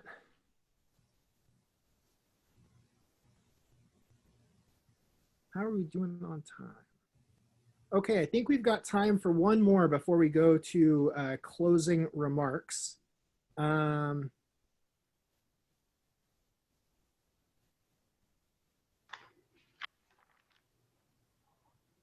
Okay, here's a nice simple one. How will ballot measure 1 save jobs? Or presumably, how would it not save jobs? I'll send this to both sides. Oh, guess I'll wait for somebody to take me up on giving the first response before I start anybody's timer. I'll take it. Ballot measure 1, if it passes, is going to create jobs. Because the legislature has not had a capital budget in years. Every $1 billion that you spend creates 8,000 jobs. You've got this, we've heard about this study that this is going to, if this passes, it's going to kill 6,300 jobs. There's barely even 6,300 jobs in the oil industry today. They're basically saying the whole industry is going to shut down, even though Prudhoe Bay and Kaparak and Culver River are still going to remain the most profitable fields in the world. If this let me put this in perspective. The Prudhoe Bay, Kaparak, and Alpine, according to our legislative research, according to ConocoPhillips' own SEC reports, are the most profitable fields in the world. It's not even close. You can go look it up online. There was an ADN article just a couple of years ago on it. By far, the most profitable in the world. When this passes, guess what? They will still be the most profitable fields in the world, except a little bit less profitable. And the state of Alaska will have more money to do a capital budget, more money to provide for education, university. It will be good for jobs to pass this. All right, and the last question response from the opposition. How is ballot measure 1 going to affect jobs? Roger, you want to take a stab at that? Well, I think, Aaron, you want to talk about the ANCSA study you all sponsored? Sure, I'd be happy to. ISER Regional Association has 12 ISER regional corporations in Alaska, 135,000 shareholders. Before we jump into a public policy debate, we take our time and we have our facts. We sponsored this study that we put out a couple weeks ago that shows that ballot measure 1 will cost us 6,300 jobs in Alaska. Those aren't only direct jobs, Senator. Those include indirect jobs that in the Alaska economy that depend on the oil and gas industry being healthy. We all want a healthy Alaska economy. When you triple taxes on industry, it reduces investment, it reduces the number of jobs. Those are common sense facts. Those are taught in Econ 101. You don't have to be a PhD to know those things. Everyone knows when you raise taxes dramatically, it decreases activity. It will hurt jobs in Alaska.